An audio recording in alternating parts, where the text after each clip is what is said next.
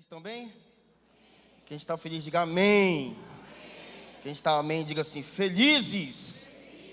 Meu Deus do céu, que felicidade toda é essa, gente? Isso era só ensaio, né? Quem está amém, diga felizes.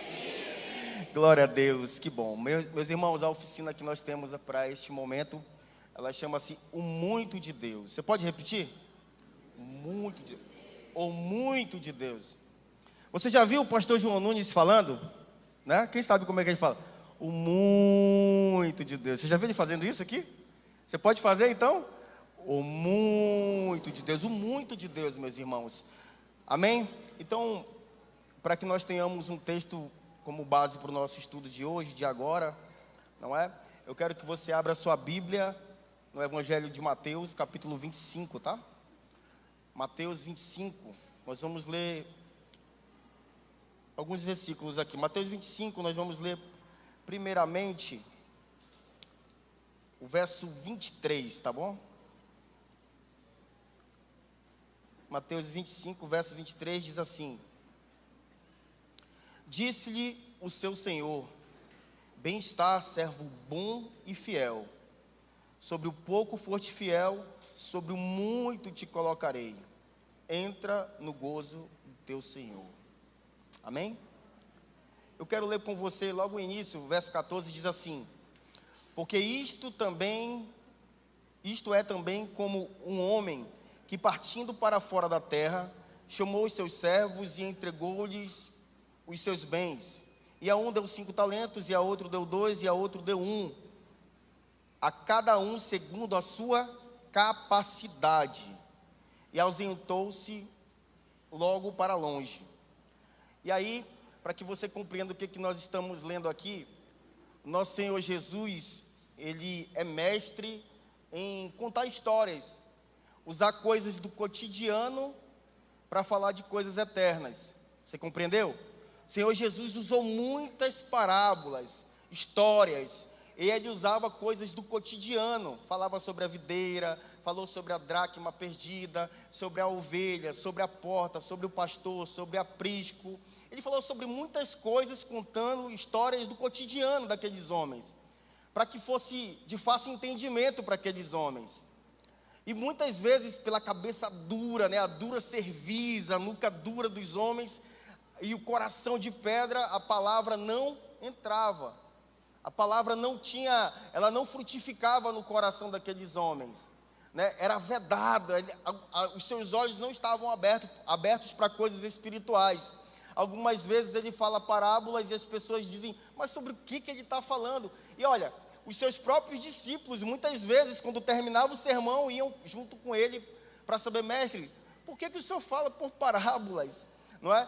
Mas a gente percebe que essas histórias que Jesus apresentava para aqueles homens, elas eram justamente para falar de coisas eternas, de princípios, de mudança de caráter, transformação de vida. É sobre isso que é o reino de Deus: mudança, transformação, salvação. A gente precisa que no nosso meio sejam manifestos os sinais. A palavra de Deus diz que os sinais acompanharão aqueles que creem. Então os sinais precisam estar no nosso meio, mas para isso a gente precisa estar alinhado com a palavra de Deus. Você crê nessa palavra? Sim ou não? Crê sim ou não? Então vamos acordar um pouquinho? Pega a sua Bíblia aí, segura a sua Bíblia. Você que é crente, trouxe a sua Bíblia? Vai ter alguém que não trouxe a Bíblia e vai dizer assim, rapaz, né? Mas fica de pé em nome de Jesus, todo mundo. Fica de pé rapidinho. Você crê mesmo nessa palavra? Crê, Saulinho? Crê mesmo na palavra? Você precisa declarar fé nessa palavra. Fé nessa palavra. Coloque a mão assim no seu coração, você que está sem a Bíblia. Você que está com a Bíblia, ela é a espada de Deus. Desembainhar ela e coloca a espada para cima. Amém? Amém? Sim. Diga assim, esta é a minha Bíblia. Eu sou o que ela diz que eu sou. Eu tenho o que ela diz que eu tenho. Eu posso fazer o que ela diz que eu posso fazer. Hoje eu vou aprender da palavra de Deus. Confesso ousadamente. Minha mente está em alerta. Meu coração está receptivo. Eu nunca mais serei o mesmo. Eu vou receber a incorruptível, a indestrutível e a eternamente viva semente da palavra de Deus. Diga assim: eu nunca, com fé, nunca mais serei o mesmo, em nome de Jesus. Agora você coloca a Bíblia na cadeira e dê o maior aplauso que você pode dar ao Senhor Jesus Cristo, porque a Ele toda a honra, toda a glória, toda a adoração, todo o louvor é para Ti, Senhor Jesus. É para Ti, nós estamos aqui por Ti. Que a Tua alegria, a Tua força venha invadir os nossos corações, Senhor. Que a alegria do Espírito Santo venha tomar esse lugar. Que a atmosfera do reino de Deus venha tomar esse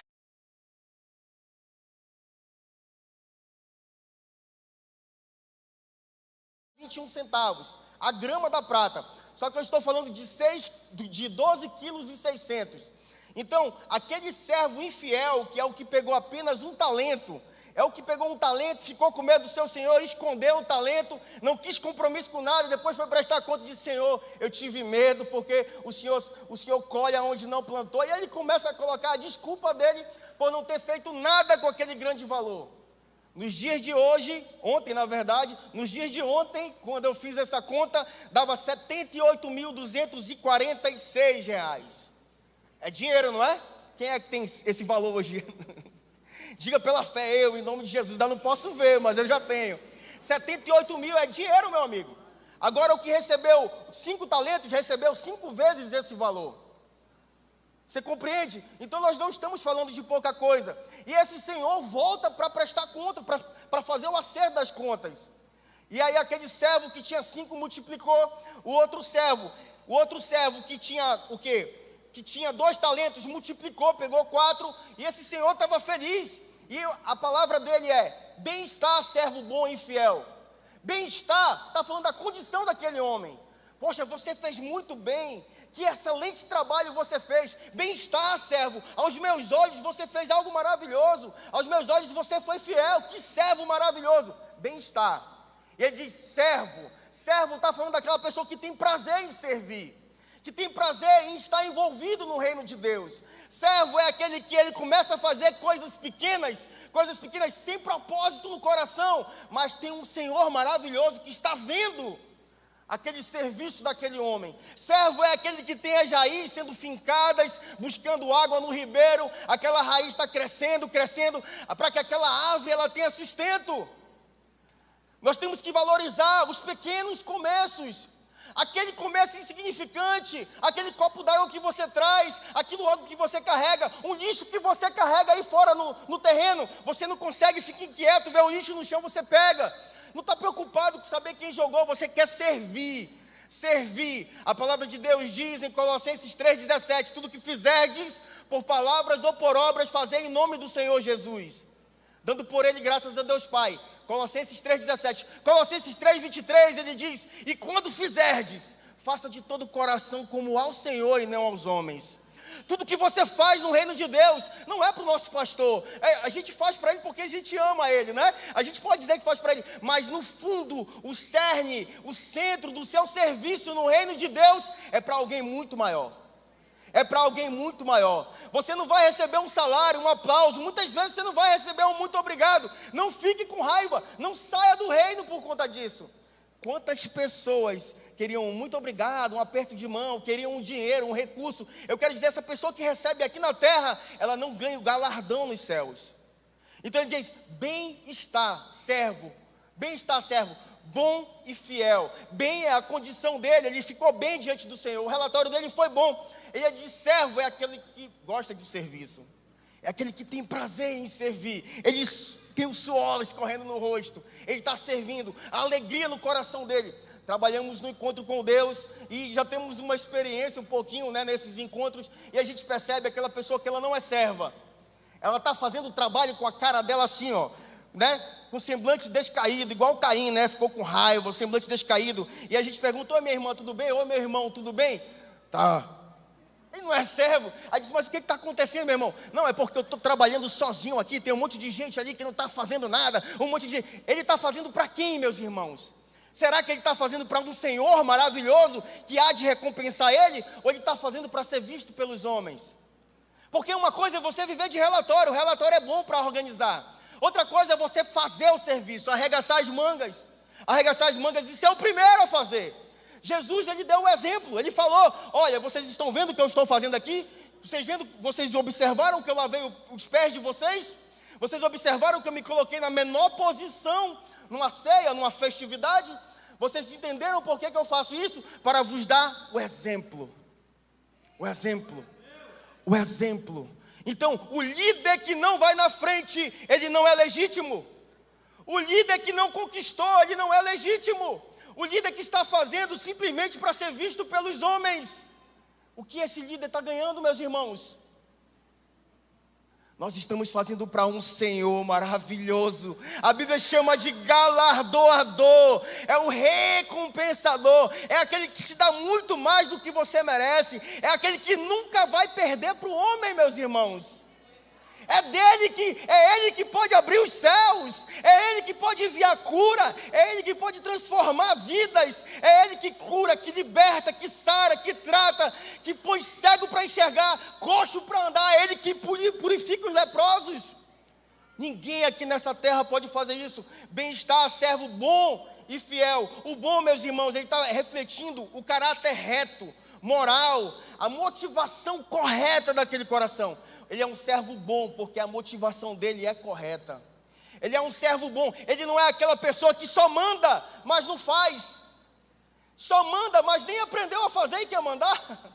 Você compreende?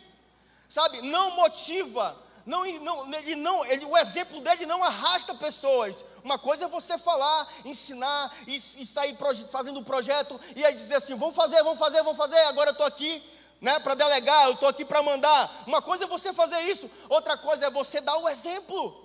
Nós temos o nosso pastor, nós temos os nossos pastores. Pastor Caleb, você não vê ele aqui, ele está trabalhando. Pastora Camila está por ali trabalhando.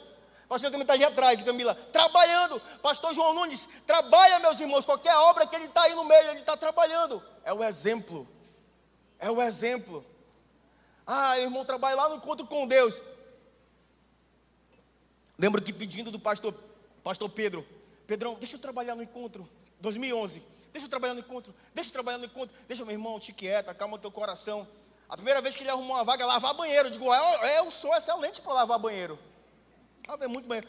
Depois ele disse, vai subir um pouquinho mais de cargo, vai lavar as panelas grandes, naquela pia velha que tinha lá no sítio, vamos lavar panelas, vamos fazer pequenos começos, valorize a sua raiz crescendo, valorize o que Deus tem para você. Valorize os pequenos começos, aquilo que ninguém está vendo. Quando você fecha a porta do quarto cansado, e adora a Deus, dizia, muito obrigado, o Senhor me deu um trabalho. Lembro-me que eu pregava nas vigílias aqui, o missionário Haroldo está aqui com a Aida, estou muito feliz, dei um abraço bem caloroso nele. O Haroldo era a pessoa que me chamava para ministrar nas vigílias. Teve um tempo que ele me esqueceu, o Haroldo. E eu disse assim, poxa, será que eu fiz alguma coisa? E eu estava com o coração inquieto, querendo perguntar dele. E aí eu conversando com o pastor Jackson, falei, Jackson, não sei o que aconteceu, será que eu fiz alguma coisa? Ele disse assim, mas o que tu quer, Tiago? Eu disse, não, é porque eu estou ensinando, eu quero ministrar, eu quero estar ajudando, envolvido. Poxa, eu nasci para ministrar, eu quero ministrar. Ele disse assim, meu irmão, você ministra toda semana no seu pequeno grupo, faça de conta que você está aí com uma plateia enorme, porque aquelas pessoas que você está ministrando vão ganhar muitas outras pessoas para o reino de Deus. Aquilo ali, veio como um bálsamo no meu coração. Eu digo, eu tenho que ser um bom líder de pequeno grupo. Meus irmãos, desde lá, a gente nunca parou de ter pequeno grupo na nossa casa. Nunca parou. Meus irmãos, bom estar, servo bom e fiel. Bom é o caráter moral, a motivação correta. Bom é o serviço dele, que foi um serviço bom. Mas ele fala uma coisa no final. Servo bom e fiel. E fiel está falando de fidelidade. E fidelidade, nós pensamos logo em valores, e não é isso. Fidelidade, ela é algo muito maior. Fidelidade é parte do fruto do Espírito, para você ter uma noção. Então, ele demonstra o caráter de constância. Aquela pessoa que ela é constante, ela é reta, ela está feliz, ela é feliz. Ela está alegre, ela é alegre. Ela está envolvida, ela se envolve de verdade. Ela não está no altos e baixos. Ei, você está bem hoje? Não, hoje eu não estou bem, não. Hoje eu não estou bem. E aí no outro dia a pessoa está, você está bem? Hoje eu estou.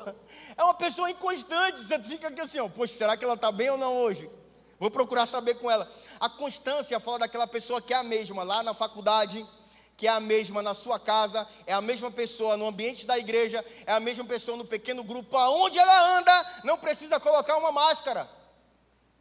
Você percebe que dá trabalho colocar máscara, né? Não, aqui no meu trabalho eu até brinco, conto uma piada imoral, converso alguma coisa indecente. Aqui no meu trabalho eu até faço alguma coisa, não é pecado, eu só estou ali, só estou rindo, só estou participando.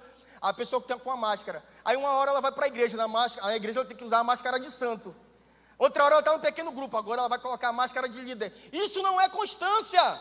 Isso não é constância. As pessoas lá no meu ambiente de trabalho precisam saber que eu sou crente, que eu creio no Senhor Jesus, que eu não gosto de nada que fere a integridade da pessoa, do Espírito Santo. Porque se Ele está em mim, eu não posso entristecer, eu não quero apagá-lo, eu não quero envergonhar o reino de Deus, eu não quero que as pessoas dizem, se esse daí é crente. Rapaz, se esse daí é crente, eu não quero ir para a igreja dele. Você está acabando, você tá dando um mau testemunho no reino de Deus. Aonde você pisar, precisa ter a constância. Isso é fidelidade. Constância fala de lealdade. Você é leal à sua liderança. Você é leal ao seu líder. Alguém vai falar mal do pastor perto de você. Você diz, meu irmão, se você quiser, vamos resolver com ele. Eu lhe levo lá. Vamos. Alguém vai falar mal de alguém perto de você. Vão fazer um relatório escondido. Ah, meu amigo, e você está no meio e não faz nada. Não, peraí, vamos resolver isso a transparência. Se andarmos na luz como Ele está na luz, seremos uns com os outros, e o sangue de Jesus Cristo, seu Filho, nos purifica de todo o pecado. Amém? 1 João 1,7, né? 1 João 1,7, temos que andar na luz. O que é andar na luz? Transparência. E transparência faz parte da fidelidade. Se eu sou fiel, eu vou andar na luz. Eu não preciso estar me escondendo das coisas. Meus irmãos, valorize os pequenos começos. Valorize o seu líder. Valorize o seu pequeno grupo. Porque nós falamos que é seu, mas na verdade tem um dono. Tem um dono desse pequeno grupo que entregou nas tuas mãos algumas pessoas para que você falasse do reino e moldasse o caráter de Cristo na vida delas. Valorize o seu pequeno grupo. Valorize. Ninguém, preste atenção, ninguém nasce grande. Quem nasce grande é monstro.